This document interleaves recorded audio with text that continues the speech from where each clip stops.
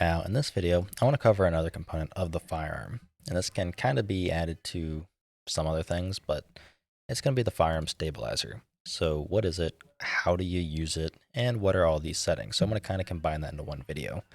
So it's mostly because it's relatively simple to kind of explain, just literally by the name. So it is firearm stabilizer. So it's easier to see it with this optic. So if I zoom in here, I get beside it.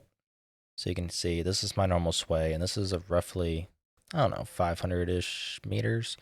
If I go over to here where I'm going to be bracing, you can see I have now drastically steadied my aim. If I walk off, I'm back down to normal.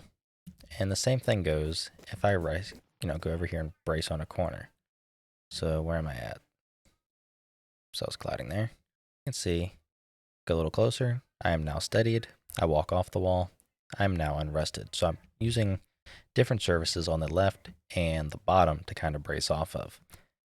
So actually, I'll just show you that on the bolt gun because that's what I was mostly going to be using. So you can see here, I have it set to be pretty broad on the bottom and stick out a little bit on the left and right side. So you actually have to physically kind of walk up to the item in order to brace it. So starting from the top here. So this is going to be our collision channel. So which collision channel do we want to use for our brace detection? So this allows you to basically choose and see what, I guess you could say, types do you want to be able to have, braced on. So if you want to have it to where you can only brace on certain objects, you can easily do that. However, I have mine set to visibility, and pretty much everything by default blocks visibility. So that means I can brace on pretty much anything. And then we have the debug type. So for one frame, this is basically going to be for visuals. So if I pull this guy out, you can just barely kind of see it because it's clearing it out. But basically, it's slowly drawing the little box here so you can visually see it. Or I can just set it to persistence and you'll see it basically the whole time. So here you can see it's red and not colliding. I walk up, I am now colliding, I'm good to go. I walk off, that kind of stuff. So that's what it's used for. It's just kind of there to help you, I guess you could say, well, literally debug, hence the name. So then we have only with key press. So you can kind of see by the description here. So this only attempts to stabilize when you press a key. It does not automatically stabilize it. Now I don't have a key bind set up for this directly, but for example, the way you would use this is you walk up to something, and here you would normally be braced. Let me switch out this guy. So here, I would normally be braced, but you can see I'm not.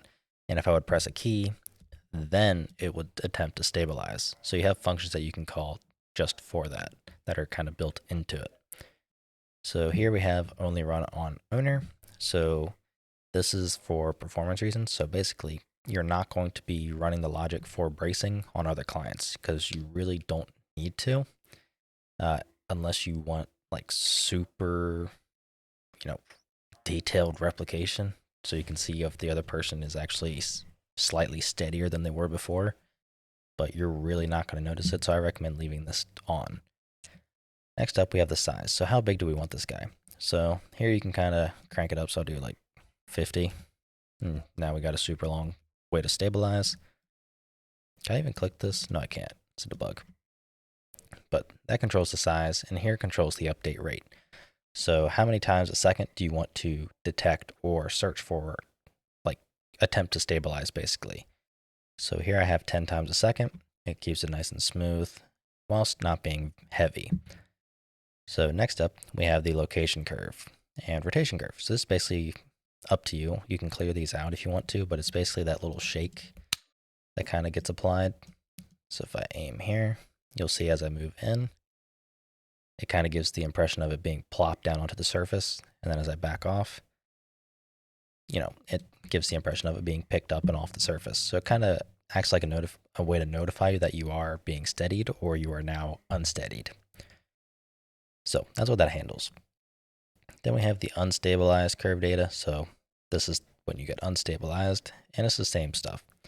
So that's really kind of all there is to this component. It's pretty simple, pretty straightforward. You literally just add it to any firearm you want. The system will automatically pick it up and detect it and run with these settings. So that's going to wrap up this video. If you're interested in this plugin, It'll be linked in the description below. And if you have any questions or anything like that, feel free to hop in my Discord and I'll try to help you out. So I'll see you in the next video.